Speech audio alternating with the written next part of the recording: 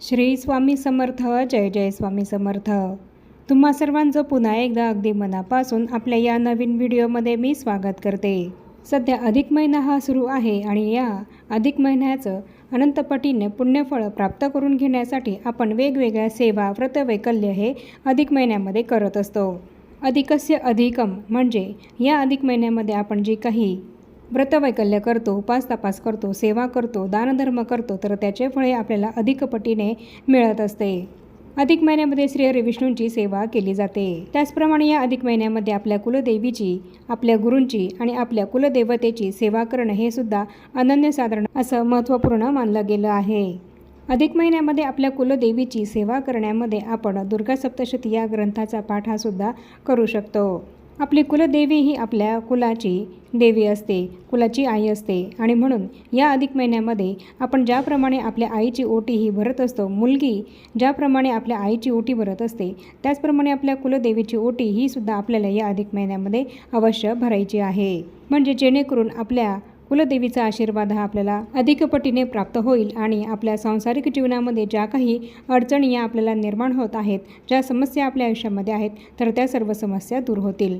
तुमच्या मुलाबाळांसंबंधित तुम्हाला काही प्रश्न असतील, काही समस्या असतील, त्यांच्या शिक्षणाबद्दल, करिअरबद्दल काही अडचणी या जर त्यांच्या आयुष्यामध्ये निर्माण होत असतील, तुमच्या मुलांचे विवाह जर जुळत नसतील किंवा जुळलेले विवाह हे मोडत असतील, तुमच्या मुलांना नोकरी मिळत नसेल किंवा एखादा उद्योग व्यवसाय हा त्यांचा असेल आणि त्यामध्ये त्यांची भरभराट होत नसेल, तसंच विवाहित दाम्पत्यांना संततीप्राप्तीही होत नसेल किंवा तुमच्या पतीच्या प्रमोशनच्या कामामध्ये किंवा नोकरीमध्ये काही अडचणी या निर्माण होत असतील आणि त्याचप्रमाणे अनेक आर्थिक अडचणी या जर तुमच्या आयुष्यामध्ये असतील, तर या सर्व समस्या दूर होण्यासाठी या अधिक महिन्यामध्ये आपल्याला आपल्या कुलदेवीची सेवाही करायची आहे आणि त्यामध्ये अत्यंत महत्त्वाचा भाग आहे तो म्हणजे आपल्या कुलदेवीची ओटी या अधिक महिन्यामध्ये आपल्याला अवश्य भरायची आहे. तर आपल्या आजच्या व्हिडिओमध्ये मी तुम्हाला हीच संपूर्ण महत्त्वाची माहिती देणार आहे की अधिक महिन्यामध्ये आपल्याला कुलदेवीची ओटी ही कधी कशी भरायची आहे, याबद्दलची संपूर्ण महत्त्वाची माहिती मी तुम्हाला आपल्या आजच्या व्हिडिओमध्ये देणार आहे.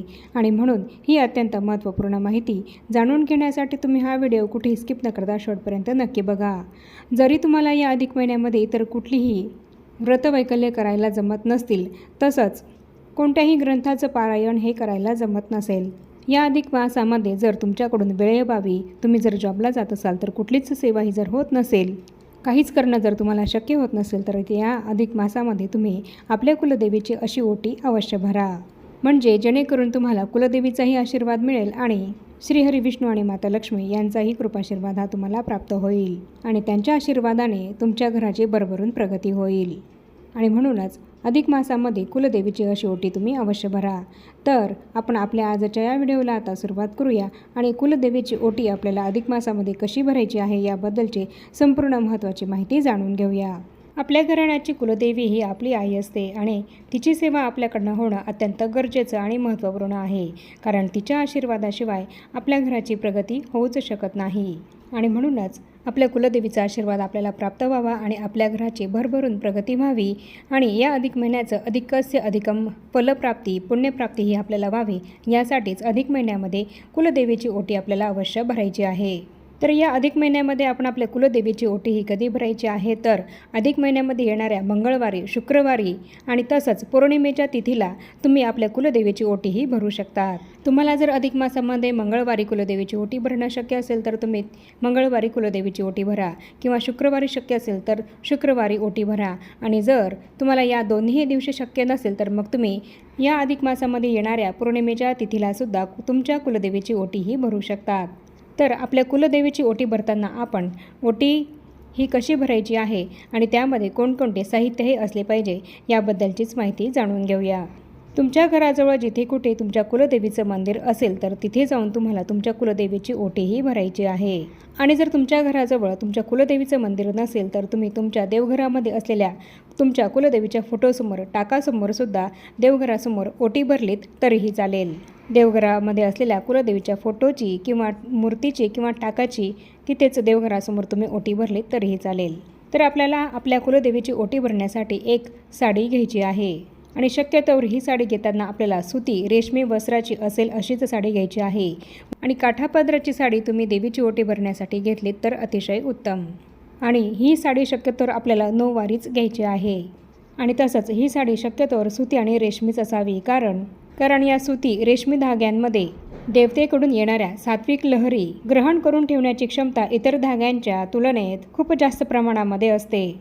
आणि म्हणूनच आपण आपल्या कुलदेवीची ओटी भरत असताना आपल्याला सुती रेशमी साडी आणि नऊवारी साडी हीच ओटी भरण्यासाठी घ्यायची आहे. आणि त्यानंतर आपल्याला एक नारळ हा ओटी भरण्यासाठी घ्यायचा आहे. या नारळामध्ये सुद्धा देवीकडून येणाऱ्या सात्विक लहरी धरून ठेवण्याची क्षमता जास्त असते. आणि म्हणूनच आपल्याला कुलदेवीची ओटी भरताना त्यामध्ये नारळ हा ठेवायचा आहे. त्याचप्रमाणे आपल्याला एक खण हा ठेवायचा आहे. मग तुम्ही इथे एक ब्लाऊज पीस हा सुद्धा ठेवू शकतात. आणि त्याचप्रमाणे आपल्याला या खणावर देवीची ओटी भरण्यासाठी जास्त प्रमाणामध्ये गहू किंवा तांदूळ हे टाकायचे आहेत. तुम्ही जर तुमच्या कुलदेवीची ओटी गव्हाने भरत असाल तर तुम्हाला गहू टाकायचे आहेत. आणि जर तुम्ही तांदळाने कुलदेवीची ओटी भरत असाल तर तुम्हाला जास्त प्रमाणामध्ये तांदूळ हे टाकायचे आहेत. कुलदेवीची ओटी भरण्यासाठी सर्वात आधी तुम्हाला एक ताट घ्यायचं आहे. त्यावर तुम्ही जी साडी घेतली आहे ती ठेवायची आहे. आणि त्यावर तुम्हाला ब्लाऊज पीस किंवा खण ठेवायचा आहे. आणि त्यानंतर तुम्हाला तांदूळ किंवा गहू हे ठेवायचे आहेत. आणि त्यावर तुम्हाला नारळ ठेवायचा आहे. आणि त्यानंतर तुम्ही देवीसाठी वेणी घेतली असेल तर ती वेणी ठेवायची आहे, किंवा गजरा घेतला असेल तर तो गजरा तुम्हाला ठेवायचा आहे. आणि नाहीच या वस्तू तुमच्याकडे असतील तर तुम्ही एक फूल ठेवलं तरीही चालेल. आणि त्यानंतर शृंगाराच्या साहित्यांमध्ये तुम्हाला जेवढे शृंगाराचे साहित्य हे मिळत असतील तर तेवढे तुम्ही या ओटीमध्ये ठेवायचे आहेत. मग यामध्ये तुम्ही हिरव्या काचेच्या बांगड्या, सिंदूर, जोडवे, मणी मंगळसूत्र, काळ्या मण्यांचं मंगळसूत्र हे ठेवायचं आहे. तसंच काजळ, कंगवा या वस्तूसुद्धा तुम्हाला या ओटीमध्ये ठेवायच्या आहेत. आरसासुद्धा तुम्हाला शृंगाराच्या साहित्यांमध्ये देवीला जर ठेवायचा असेल तर असा छोटासा आरसासुद्धा मिळत असतो. तर तो आरसासुद्धा तुम्ही या ओटीच्या साहित्यामध्ये ठेवू शकतात. तुम्हाला शृंगाराच्या साहित्यांमध्ये जेही शृंगाराचं साहित्य देवीची ओटी भरण्यासाठी मिळत असतील तर तुम्ही ती सर्व साहित्य या ओटीमध्ये ठेवायचे आहेत. आणि यानंतर या ओटीमध्ये खारीक, बदाम, लेकूरवाळ, हळकुंड आणि एक सुपारी ठेवायची आहे. आणि तसंच एक फळ ठेवायचं आहे. आणि जर तुम्हाला 5 प्रकारची फळं ठेवायची असतील तर तुम्ही 5 प्रकारचं एक फळ ठेवलं तरीही चालेल. आणि तसंच या ओटीमध्ये आपल्याला पानाचा विडा म्हणजेच तांबूल हा सुद्धा ठेवायचा आहे. आणि यानंतर तुम्हाला या ओटीमध्ये यथाशक्ती दक्षिणा ठेवायची आहे. मग तुम्ही 11 रुपये, 21 रुपये, 51 रुपये, 101 रुपये तुम्हाला यथाशक्ती जी दक्षिणा ठेवायची असेल तर ती दक्षिणा ठेवू शकतात. तर अशा पद्धतीने आपली कुलदेवीची ओटी ही तयार झाली आहे. आणि यानंतर कुलदेवीची ही ओटी भरताना आपल्याला या प्रत्येक साहित्यावर हळद, कुंकू, अक्षदा हे अर्पण करायच्या आहेत. त्या साडीला, खणाला, नारळाला, प्रत्येक गोष्टीला आपल्याला हळद, कुंकू, अक्षदा हे अर्पण करायचं आहे. आणि त्यानंतर ही ओटी आपण आपल्या दोन्ही हातांमध्ये धरायची आहे आणि ती आपल्या छातीला आपल्याला लावायची आहे. आणि त्यानंतर देवीच्या चरणांशी आपल्याला ही ओटी लावायची आहे. असं आपल्याला 3 वेळा करायचं आहे. आणि त्यानंतर आपल्या कुलदेवीच्या मेन ठिकाणाचं आपल्याला स्मरण करायचं आहे. आपण आपल्या मनामध्ये असं आणायचं आहे की आपण आपल्या कुलदेवीच्या मूळ स्थानी जाऊन तिची ओटी भरत आहोत, असं आपण आपल्या मनामध्ये आणायचं आहे. कुलदेवीचं स्मरण करायचं आहे. आणि त्यानंतर आपल्या मनामध्ये जी कुठली इच्छा असेल, जी काही प्रार्थना आपल्याला देवी मातेला करायची असेल तर ती प्रार्थना, ती इच्छा आपण देवी मातेला सांगायची आहे. तुमच्या आयुष्यामध्ये जी कुठली समस्या असेल तर ती समस्या दूर होण्यासाठी, तुमच्या सांसारिक आयुष्यातल्या अडचणी देवी मातेने दूर कराव्या यासाठी तुम्हाला कुलदेवीला यावेळी प्रार्थना विनंती करायची आहे. आपण आपल्या कुलदेवीला माझ्या घरामध्ये सुख शांती नांदू दे, माझ्या घराची भरभरून प्रगती होऊ दे, माझ्या घराची भरभराट होऊ दे, माझ्या घरातलं दारिद्र्य जाऊन माझ्या घरामध्ये सुख शांती समृद्धी ऐश्वर्य अखंड नांदू देत, अशी प्रार्थना आपण आपल्या कुलदेवीला करायची आहे. तुम्हाला तुमच्या कुलदेवीला जे काही सांगायचं असेल तर ते तुम्ही यावेळी कुलदेवीला सांगायचं आहे. आणि यासोबतच हे कुलदेवी, मी तुझी ओटी भरत आहे माझ्या यथाशक्तीने. तर या ओटीमध्ये ही ओटी भरत असताना माझ्याकडनं जर काही चूक झाली असेल आणि ओटीच्या साहित्यामध्ये काही जर कमी राहिलं असेल तर हे देवी आई तू मला माफ कर, मला क्षमा कर, अशी क्षमा याचना आपण आपल्या कुलदेवीला करायची आहे. आणि हे कुलदेवी आई, मी माझ्या यथाशक्तीने तुझी ओटी भरत आहे तर तू तिचा स्वीकार कर, अशी प्रार्थना आपण आपल्या कुलदेवीला अगदी मनोभावे करायची आहे. तर अशा पद्धतीने तुम्ही तुमच्या घराजवळ असलेल्या कुलदेवीच्या मंदिरामध्ये जाऊन कुलदेवीची ओटी भरायची आहे. आणि मंदिर नसेल तर अशाच पद्धतीने तुमच्या देवघरात असलेल्या कुलदेवीच्या फोटोसमोर, टाकासमोर, मूर्तीसमोर अशीच कुलदेवीची ओटी तुम्हाला भरायची आहे. आणि ओटी भरलेल्या या सामानाचं आपल्याला काय करायचं आहे तर तुम्ही जर ही ओटी मंदिरामध्ये भरली असेल तर तिथेच हे सामान कुलदेवीला अर्पण होत असतं। आणि हीच ओटी जर तुम्ही तुमच्या देवघरामध्ये भरली तर तुम्ही ओटीमध्ये जी काही 5 फळं ही ठेवलेली आहेत तर ती फळं तुम्ही घरातील सर्व सदस्यांनी मिळून ग्रहण करायची आहेत। आणि जर लगेच तुम्ही आता तुमच्या कुलदेवीच्या दर्शनासाठी जाणार असाल तर हे जे नारळ आहेत ते नारळ, गहू किंवा तांदूळ हे तुम्ही तिथे तुमच्या आणि तसंच दक्षिणा हे तिथे तुम्ही तुमच्या कुलदेवीला जेव्हा जाल तेव्हा तुम्हाला तिथे ते घेऊन जायचं आहे आणि तिथे तुमच्या कुलदेवीला ते तुम्हाला अर्पण करायचं आहे। आणि त्याचप्रमाणे जी साडी तुम्ही ओटी भरण्यासाठी घेतलेली आहे, खण घेतलेला आहे, तर ती साडी तो खणसुद्धा तुम्हाला तुमच्या कुलदेवीला तुम्ही जाणार असाल तेव्हा तुम्हाला तिथे घेऊन जायची आहे आणि देवीला अर्पण करायची आहे। जी काही 5 फळं आहेत तर ती फळं तुम्ही स्वतः ग्रहण केलीत तरीही चालतील, पण साडी, नारळ, खण, दक्षिणा या ज्या काही ओटीच्या वस्तू आहेत तर तुम्हाला या वस्तू सांभाळून ठेवायच्या आहेत। आणि जेव्हा तुम्ही तुमच्या कुलदेवीच्या दर्शनाला जाल तर तिथे तुम्हाला या वस्तू तिथे घेऊन जायच्या आहेत आणि देवीला अर्पण करायच्या आहेत। आणि शृंगाराचं जे काही साहित्य तुम्ही ओटीमध्ये ठेवलेलं आहे तर ते साहित्य तुम्ही स्वतः वापरलं तरीही चालेल। आणि जर तुम्हाला तुमच्या कुलदेवीच्या दर्शनासाठी जाणं शक्य होतच नसेल तर मग तुम्ही ती साडी जी ठेवली आहे तर ती तुम्ही स्वतः वापरलीत तरीही चालेल। पण शक्य झाल्यास कुलदेवीच्या दर्शनासाठी जेव्हा तुम्ही जाल तेव्हा हीच साडी तुम्ही तिथे घेऊन जा आणि देवी मातेला अर्पण करा। किंवा मग अशीच्या अशी ओटी तुम्ही तुमच्या घराजवळ असलेल्या कुठल्याही देवी मातेच्या मंदिरामध्ये अर्पण केलीत तरीही चालेल। मग लक्ष्मी मातेचं मंदिर असो किंवा इतर कुठल्याही देवी मातेचं मंदिर असो तिथे तुम्ही अशीच्या अशी ओटी अर्पण केलीत तरीही चालेल। तुमच्या देवघरामध्ये तुम्ही अशी ओटी भरलेली असेल तर ती ओटी तशीच्या तशी तुम्ही तुमच्या घराजवळ असलेल्या कुठल्याही देवी मातेच्या मंदिरामध्ये जाऊन अर्पण केलीत तरीही चालेल।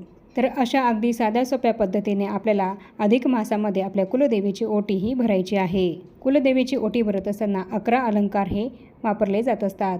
तुम्हाला 11 अलंकार ठेवणं शक्य असेल तर तुम्ही सगळे 11 अलंकार ठेवा, नाहीतर जितके शक्य असतील तितके ठेवले तरीही चालेल। अधिक मासामध्ये 4 मंगळवार आणि 4 शुक्रवार हे येणार आहेत, तर त्यापैकी तुम्हाला ज्या दिवशी जमेल त्या दिवशी तुम्ही कुलदेवीची ओटी भरा, नाहीतर पौर्णिमेला तर अवश्य भरा।